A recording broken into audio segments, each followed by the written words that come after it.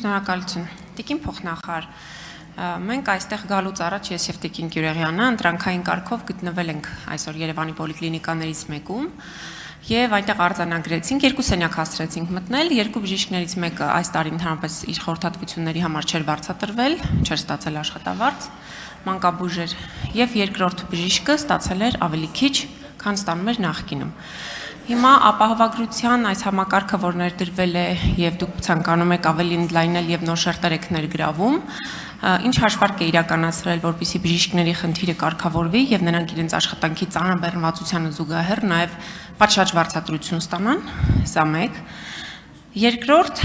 այդ բժիշկների տուգանքի մասն է շատ մտահոգիչ, երբ որ ահազանգ կա, որ պոլիկլինիկաներից ուղեգրվող հիվանդների համար շատ ուղեգրումներ արող բժիշկները ենթարկվելու են տուգանքի։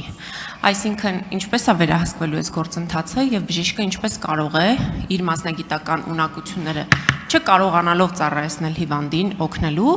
ինքը չուղեգրի, որպեսզի տուգանքի մատերիալ չդառնա։ Շնորհակալ եմ։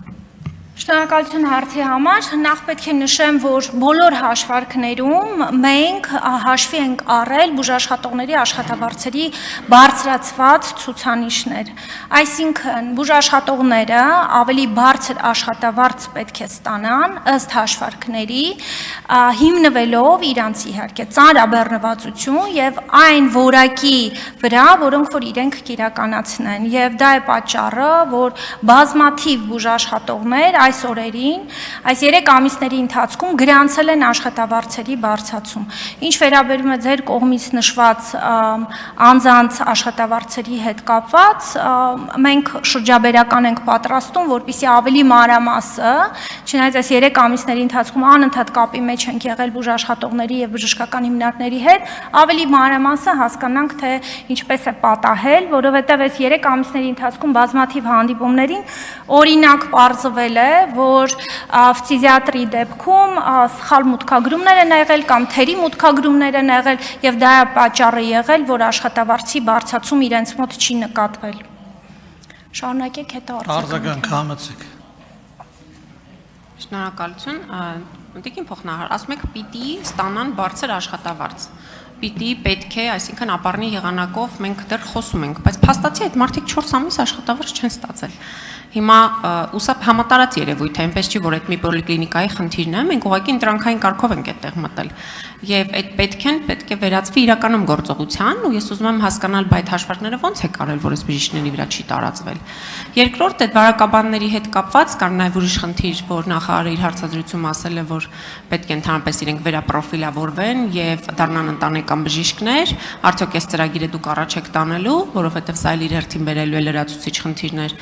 տուբերկուլեզոյի եւ մյուս վարակիչ հիվանդությունների կանխարգելման գործընթացում եւ երրորդ խնդրում եմ չշրջանցել հարցերը ձեր բոլոր հատկացումները բյուջետային եւ ձեր բոլոր պատկերացումները վերաբերվում են այս տարվա առաջին կեսին ես ուզում եմ հասկանալ ինչ է սպասվում տարվա երկրորդ կեսին հունիսից հետո ապահովագրական համակարգը արդյոք շարունակելու է այս տեմպով այս պայմաններով աշխատանքը շնորհակալություն Շնորհակալություն Տիկին Թովմասյան, իմ համար ճիշտն ասած շատ տարօրինակ է, թե դուք ոնց եք հաջողացրել մտնել այնպիսի երկու սենյակ ընտրանքային եղանակով, որտեղ որ աշխատավարձերի նվազեցում է գրանցվել։ Ես զարմացած եմ, որովհետև մենք էլ ենք բազմաթիվ սենյակներ մտնում եւ բոլոր սենյակներում, բացի պոլիկլինիկաներում 1-2 մասնագիտական կաբինետից, որոնց մասին կարող եմ խոսել, բոլորի մոտ գրանցվել է բարձրացում, շատ զարմանալի է, թե ոնց հենց երկուսը մտակ, մյուս սենյակները չմտակ կամ օրինակ քաղաքացիների հետ չխոսեցիք եւ ընդհանրապես ես չեմ տեսնում, որ դուք քաղաքացիների շահը նույնպես բարձրաձայն եք դրական թեկուզ առումով։ Ինչ վերաբերվում է մետոդոլոգիային, կարող եք ծանոթանալ իրավական ակտերով հաստատված է թե հաշվարկները ինչպես են արվել, վերապատրաստումները, արձինատուրաները միշտ էլ բաց են ու բոլոր բուժաշխատողները, ովքեր կցանկանան նպատակային արձինատուրայի միջոցով վերապատրաստվել, կարող են վերապատրաստվել, իսկ ինչ վերաբերվում է շարունակությանը, դուք եք օրենքը հաստատել թե կարծեմ դուք չեք մասնակցել դեմ եք քվեարկել օրենքին երևի, օրենքը ընդունված է եւ ինքը փուլային ներդրվելու է, ես այդտեղ որևէ ռիսկ չեմ հասկանում ձեզ մոտ ինչու է առաջանում։